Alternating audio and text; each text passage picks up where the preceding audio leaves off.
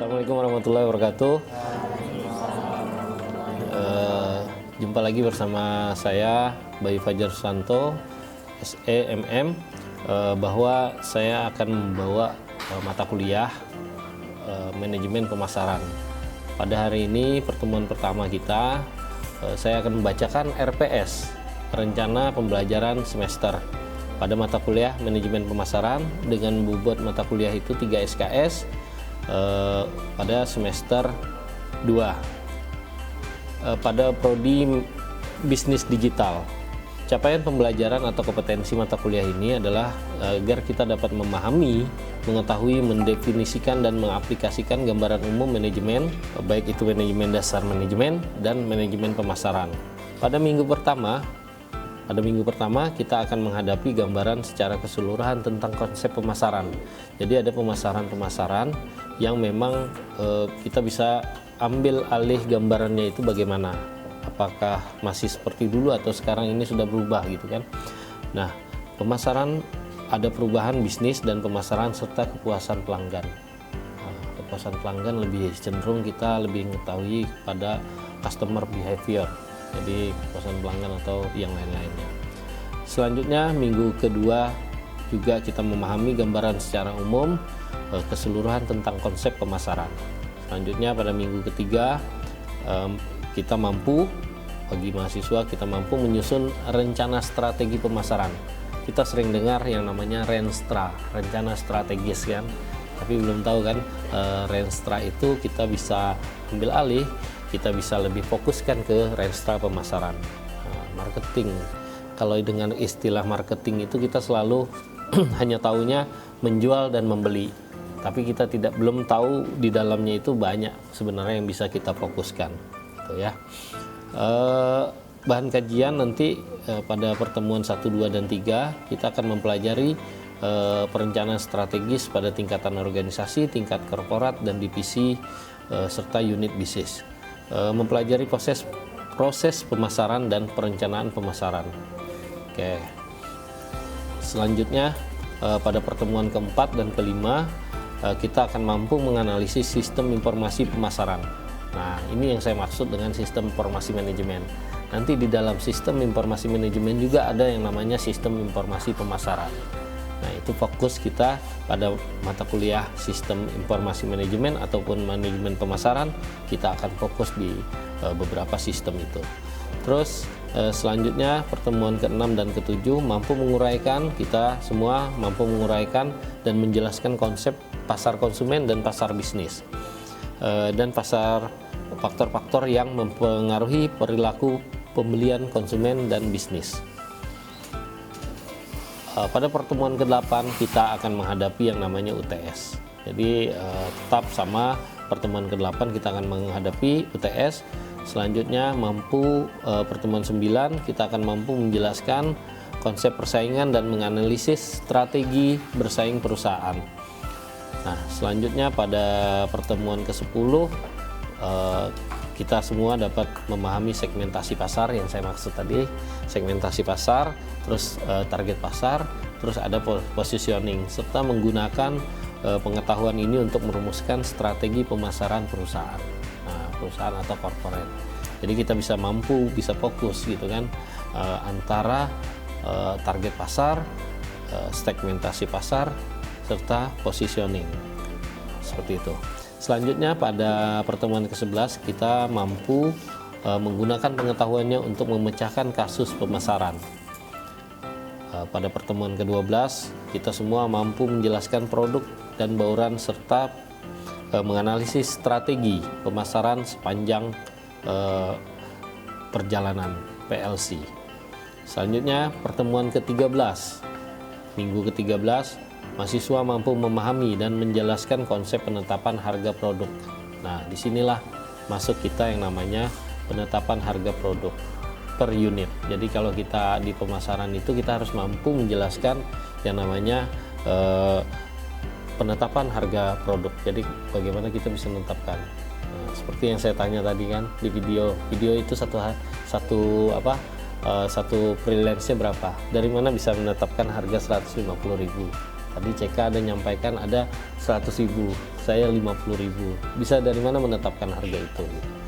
Nah, itu kan kita harus mengetahui ya berapa tingkat produksi yang kita harus keluarkan, terus berapa yang harus layak kita ambil, gitu kan. Nah, itu yang namanya menetapkan harga suatu produk. Jadi kita bisa menetapkan bahwa itu harganya 100.000, 50.000, 150.000 gitu kan. Nah, selanjutnya pada pertemuan ke-14 kita semua mampu memahami gambaran secara keseluruhan bagaimana itu organisasi pemasaran, terus penerapan pemasaran dan evaluasi pengendalian pemasaran. Dengan metode pembelajaran kita untuk manajemen pemasaran ini, kita akan menggunakan metode pembelajaran diskusi, role playing, ada game-game, serta studi kasus. Jadi nanti ke depan ada beberapa studi kasus yang sepertinya harus kita turun tangan juga, gitu, dan bisa kita tetapkan. Terus untuk penilaian hasil belajar, aspek penilaian itu kehadiran 10%, attitude 10%, tugas itu 10%, keaktifan 10%, kuis 10%, hasil UTS 20%, UAS 30%. Tapi biasa saya melaksanakan UTS dan UAS itu dengan game. Tidak ada pertanyaan yang memang menyudutkan kita gitu. Total ada 100%. Oke. Buku pengayaan atau referensi yang saya gunakan adalah bukunya Philip Kotler, Manajemen Pemasaran Analisis, Perencanaan Implementasi dan Kontrol, serta Gary Armstrong, serta Freud J.R. William and Jerome McCarthy, Basic Marketing, a Global Marketing Approach. Mungkin itu saja yang ingin saya sampaikan tentang RPS kita selama 1 semester. Kita akan diskusi ke depannya. Selanjutnya, billahi taufiq wal hidayah. Assalamualaikum warahmatullahi wabarakatuh.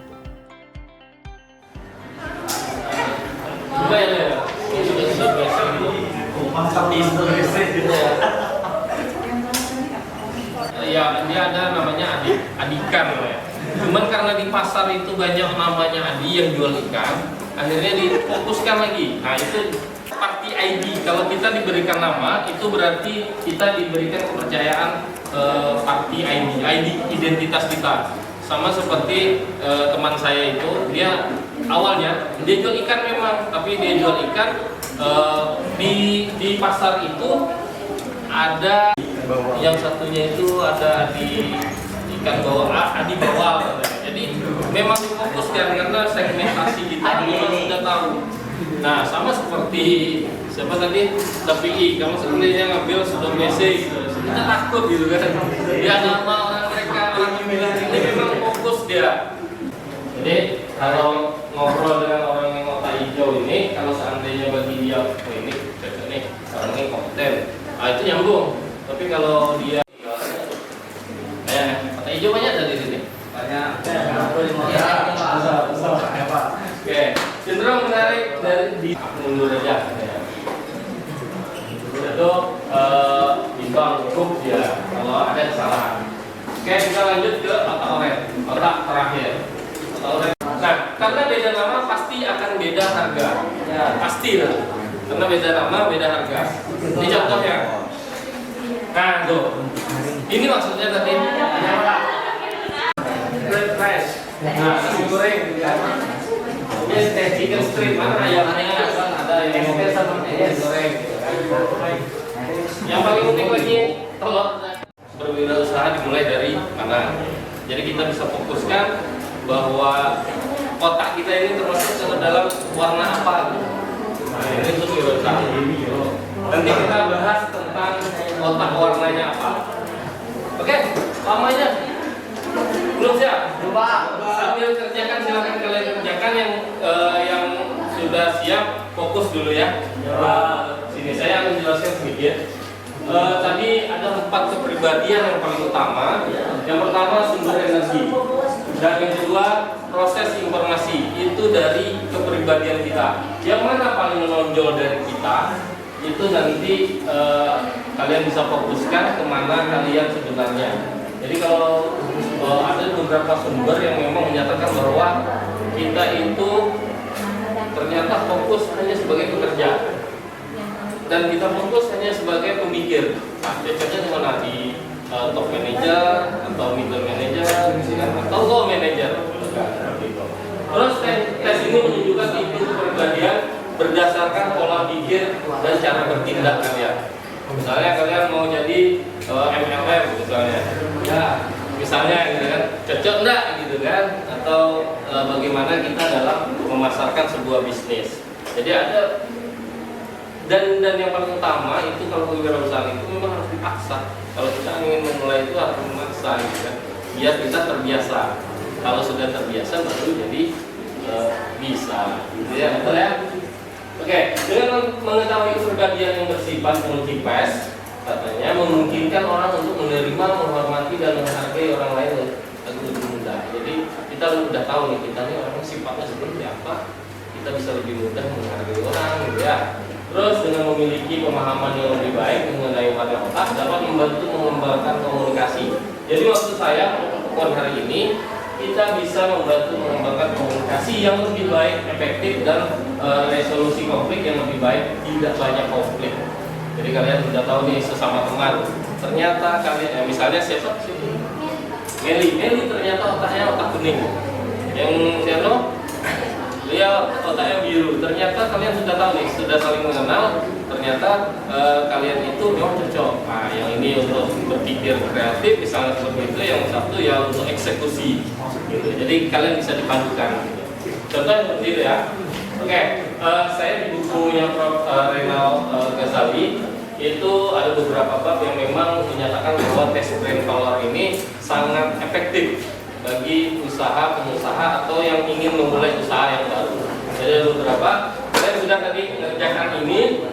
Orang ini dikasih waktu 4 menit, kalian 10 menit tadi, lebih lagi. Oke, Bapak ini penilaiannya. Saya ingin satu contoh nanti saya minta Melia lah ya. Meli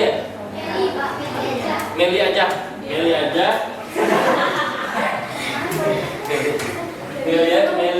Nah, jadi gini, dari tes brain power, jika coba baca ya, coba kalian lihat di kertas kalian masing-masing. Aturannya seperti ini. Jika jumlah skor Anda lebih tinggi pada total A, maka Anda adalah kotak kuning. Ada yang lebih tinggi dari A? Yang saya minta lingkarin tadi. Ada yang punya apa? Nilai totalnya itu lebih tingginya di kolom A. Siapa? Nggak ada. Nggak ada di kelas ini. Kotak kuning. Totalnya. Ridho Pak, 4 semua. Sempurna. Enggak, dijumlahkan juga ya. Dijumlahkan. Nah, lebih tinggi. Ada satu orang ketahuan. Ini otak kuning. Nanti kita bahas ya otak kuning itu apa. Otak kuning. Oke. Yang lebih tingginya yang dilingkarinya itu otak biru. Siapa? Otak biru. Maksudnya yang B. Yang B. Otak biru kok ngakak. B biru. Oke. 1, 2, 3, 4. Yang dilingkarinya B. Oke. Gak apa-apa. Ini yang baik kok. Nggak ada yang tidak baik. Yang baik-baiknya kita bahas. Yang tidak baiknya kalian bisa pertimbangkan sendiri yang kita. Terus ada tadi beberapa orang ya. Yang otak kuning tadi cuma satu ya. Yang A yang lebih tinggi. Nah, ada tiga. Berarti ada 3 orang. Ada 3 orang. Oke. Terus yang pada total C.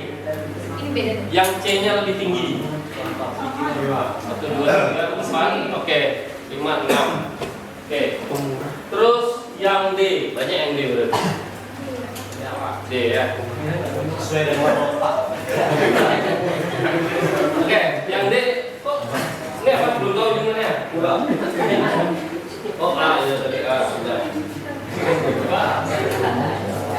C. Oke, yang C ya.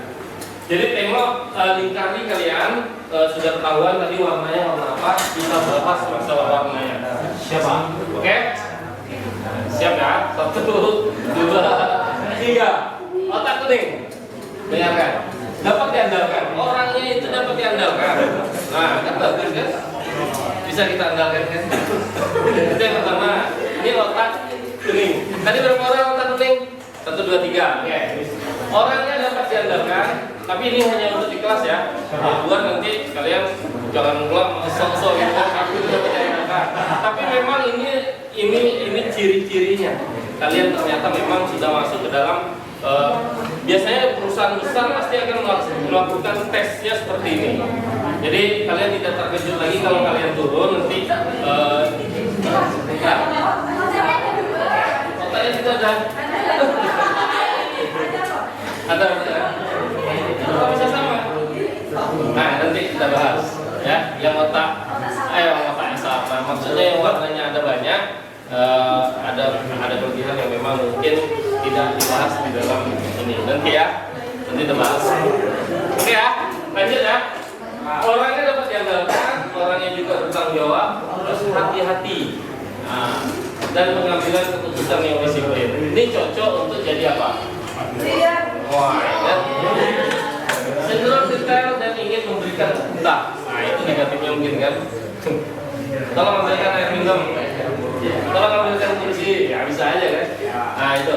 Terus cenderung unggul dalam bidang posisi sebagai bankir. Jadi cocok untuk kerja di bank. Ini cocok yang otak kuning. Otak kuning bukan masalah yang kuning-kuning itu di pikiran. Bukan itu ya. Maksudnya ada. Jadi gini. Jadi bisa diperkirakan, oh ini aku ini cocok memang ternyata seperti itu. Ternyata bankir cocok, jadi CEO cocok, manajer administrasi dan pendidik jadi dosen boleh.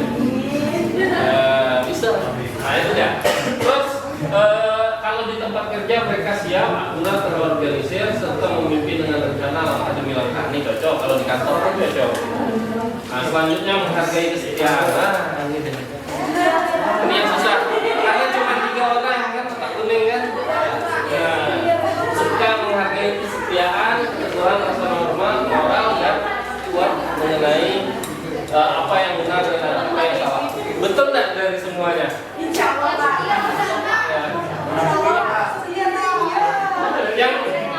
Yang otak kuning tadi betul nggak kira-kira? Kita udah tahu lah. Aku gitu kan. Oke, coba otak kuning. Belum pasti. Ini negatifnya sebenarnya otak kuning itu mudah frustasi jika terdapat ketidakteraturan. Misalnya kalian belajar jadwalnya seminggu sekali, ternyata pas masuk kalian jadwalnya seminggu 3 kali misalnya seperti itu. Jadi kalian ada beberapa frustasi. Sifat frustasi itu sebenarnya umum ya. Terus bekerja dengan baik di lingkungan yang terorganisir, tahu apa yang diharapkan dari mereka. Bila salah dipahami, orang-orang ini dapat menjadi pencemas. Gugup nih, betul ya? Iya. Betul ya? Iya ini tes brain ini ditemukan memang oleh beberapa pakar gitu kan. Jadi artinya tidak sembarangan juga. Makanya saya minta tadi kalian mengisinya fokus. Gitu. Mana yang kurang paham kalian tanyakan. Tapi sudah terisi. Ya inilah gambarannya gitu. Oke lanjut ke otak biru. Yang biru tadi mana biru? Oke biru. Oke kelompok biru. Kelompok otak biru. Otak biru itu antusias, kreatif, ramah, pemimpin yang mengayomi. Ketua gimana ketua? Otak aku tadi ketua. Otak kecil. Otak C kan? Terakhir kalem dan komunikasi. Oke. Komunikasi banyak disukai orang karena ingin membantu. Ya, karena ingin membantu dan cenderung unggul dalam bidang posisi. Oh ini cocok sebagai artis. Bisa aja. Siapa tahu kan IG atau apa namanya TikToknya bisa FYP, ya bisa FYP kan? Udah itu penyedia layanan kesehatan, mungkin bisa saja tempat penitipan anak. Oh, boleh ya? Saya menitipkan anak. Iya silakan. Oke, suka sama anak berarti ya. Posisi dan kerja sosial. Nah, ini nanti saya cari orang-orang tipe biru ini. Kerja sosial. Udah itu orangnya suka memotivasi, menginspirasi dan interaksi di tempat kerja. Nah ini untuk menghargai, empati, pengalaman, udah prestasi sama juga. Tapi bedanya dengan yang otak kuning tadi, jika kurang terjalin kerjasama, kalau yang biru, kalau yang problem itu tidak fleksibel ya, maksudnya waktu.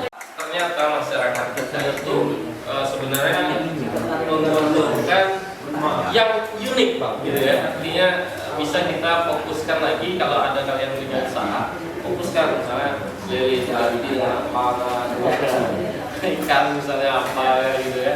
Ya karena kalian yang punya usaha, kalian berhak mempunyai nama yang masing-masing kalian.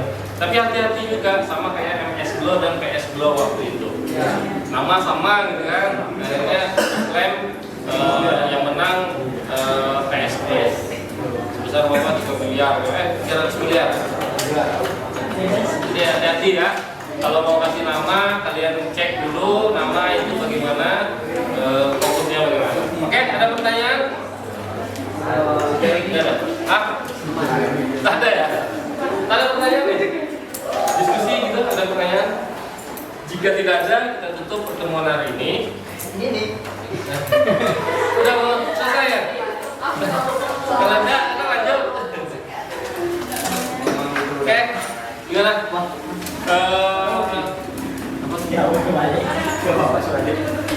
Ini apabila